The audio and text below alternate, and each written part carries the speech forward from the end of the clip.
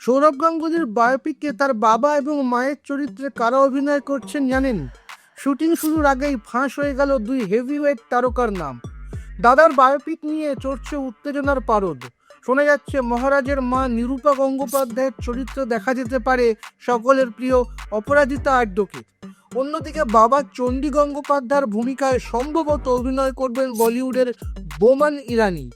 অপরাজিতা নিজে জানিয়েছেন যে নির্মাতারা তার সঙ্গে প্রাথমিকভাবে কথা বলেছেন এবং ছোটবেলা থেকেই বেহালার প্রতিবেশী হিসেবে নিরূপা দেবীকে তিনি ভালো মতোই চেনেন। এমনকি দুজনের বড় টিপ আর ঢেউ খেলানো চুলের মিলটাও দারুণ। এছাড়া বিসিসিআই এর প্রাক্তন সভাপতি জগমোহন ডালমিয়ার চরিত্র দেখা যেতে পারে গজরাজ রাওকে।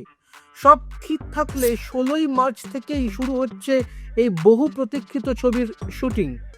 সৌরভ গঙ্গোপাধ্যায়ের ভূমিকায় অভিনয় করবেন রাজকুমার রাও, সে তো সবাই জানি।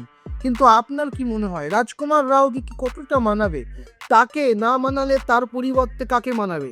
কমেন্ট করুন এবং সিনেমা দুনিয়ার আরও আপডেট পেতে সাবস্ক্রাইব করুন এই চ্যানেল।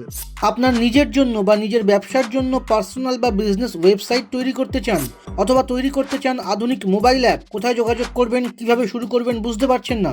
যোগাযোগ করুন নিচে দেওয়া ফোন নাম্বারে। আপনার সমস্ত প্রশ্নের উত্তর পাবেন এখানেই।